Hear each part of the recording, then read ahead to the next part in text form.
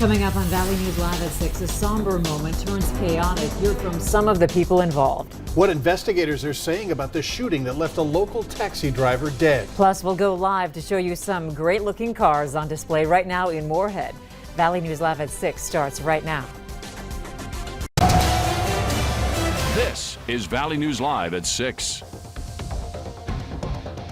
She knew she wasn't welcome, and what she did, instead of leaving peacefully, she tried to run somebody over, then run somebody over there, which was me.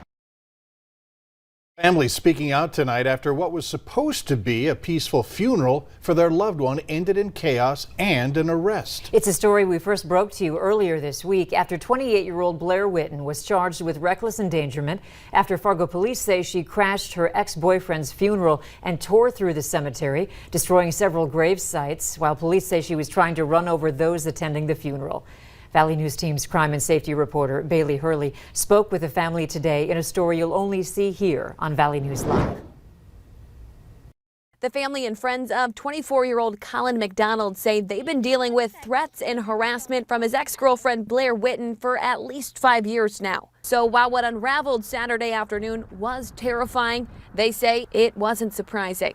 All of a sudden I heard somebody screaming and yelling, and so I came out of the tent to find this car taking off at about 50 miles an hour and just people screaming. She just ran me over. There was elderly, there was children, there was, people Disabled. that weren't even here for Colin's funeral. They were people Screaming. here for their own people, and they didn't know what was going on as well. Both women say after Whitten shared posts like this regarding Colin's death and funeral, the two say they alerted Fargo police, asking for extra patrols the day of the funeral in case Whitten showed up. I was afraid for my life. However, Fargo police say the department does not provide private security, leaving it up to those in attendance to be on high alert. You're so worried about yourself, and you're so worried about his gravesite that, I don't know, you don't have time to grieve because you have too much going on. Colin unexpectedly passed away in his sleep on April 24th following a minor surgery.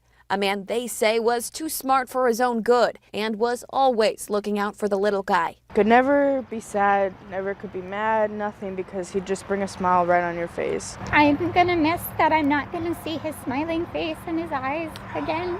Both adding it's important Colin be remembered as more than the spectacle that was his burial. He was my purpose, and he made me so happy. And If I could have switched places with him so him and Jerica could have had a full life together, I'd do it in an instant. In Fargo, Bailey Hurley, Valley News Live. Blair Whitten will be seen again in court in late July. The murder of a taxi driver in Moorhead early yesterday is being described as a robbery gone wrong. Those who provide ride-sharing services and police remind everyone that most drivers don't carry cash. Most cases, whether they're Uber, Lyft, or any of the cab companies, many of them have video, and they're tracked as far as pickup times and drop-off times. And then again, the financial stuff is usually handled without cash. Chief Monroe says his department continues to investigate the homicide of a 24-year-old Fargo man. Investigators say the murder and two other armed robberies are linked to the man arrested, 18-year-old Willie Sparkman Jr. He's currently in the custody of the Cass County Jail. Sparkman is expected to be formally charged in both states tomorrow. Stronger winds have moved in just as the storm team said they would, and I hear there's a chance some people could get some rain. So let's check in now to see what's going on. Nathan?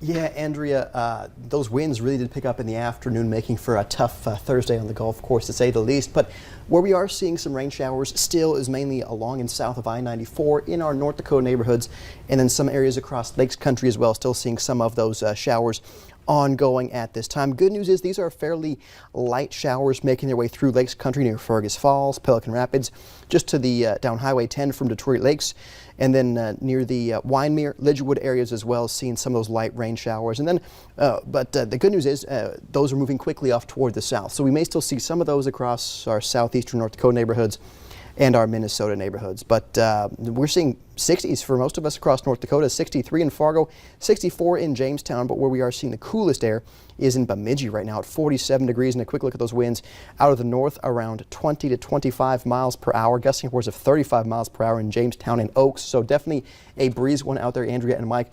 But I'll talk about a much quieter forecast for Friday and look ahead to Mother's Day weekend in a few minutes. All right, thanks, Nathan. Still no word from Wahpeton school officials as they investigate a claim made to Valley News Live. A Wahpeton elementary school parent reached out to us saying students were made to reenact George Floyd's arrest and death. The superintendent tells us they've completed their investigation in the incident and say they expect to release their findings soon. The superintendent also says that he wants to be as transparent as possible in this matter.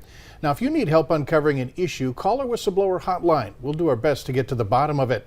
Call 701-237-6576 and leave your tip. We're learning more about the job history of the Minnesota police officer charged with manslaughter in Dante Wright's death. The City of Brooklyn Center just released materials from the service file of Kim Potter, the 26-year-old veteran who shot Wright at a traffic stop April 11th. The city's police chief said he believed Potter, who resigned 2 days later, mixed up her taser and her handgun.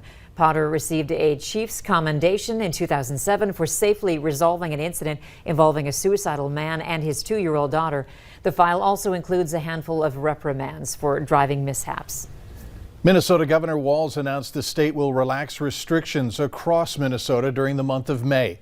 The first step in that plan takes place tomorrow, with more loosening of restrictions taking place primarily in outdoor settings. The limit will be removed for outdoor dining events and other get-togethers. The mask requirement will also end for outdoors, except for large venues with over 500 people. The mandatory closing time of 11 p.m. will also end for bars and restaurants. Now, the second phase will end capacity and social distancing limits on May 28th. This also includes ending the requirement for face coverings at events with more than 500 people. The governor did say while the state has done well getting vaccinated and keeping case numbers down, they want to avoid a repeat of last summer. The rate is coming down, but I want to note, and I'm sure Commissioner Malcolm will note, that is still too high of where it stands. We need to continue to depress that number. It will continue to naturally start to fall off now because the surge has gone over. But what we don't want to do is what we saw through the months of June, July, and August last year.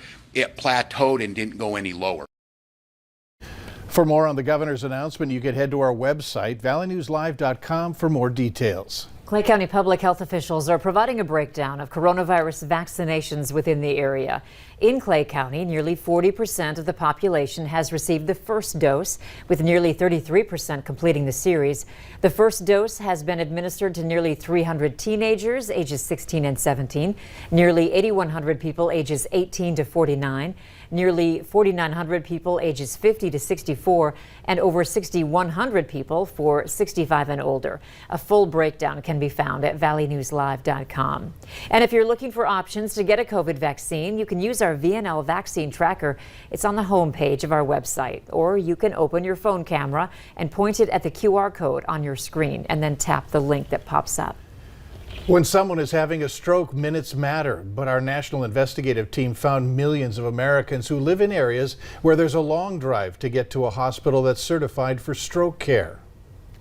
Minutes can make a difference between whether or not you walk out of a hospital basically ready to get back to your prior self, or whether you have to go through rehabilitation, and whether you can even regain all the functional abilities that you had before. Tonight on Valley News Live, our Investigate TV report will map out places where people have to drive at least 45 minutes. And we'll also look at all the puzzle pieces that have to fall perfectly in place for someone to survive a stroke. That's Bridging the Great Health Divide, tonight at 10. Later on Valley News Live at 6, tonight's your chance to see some of the area's classic cars. We'll go live to Moorhead for those details.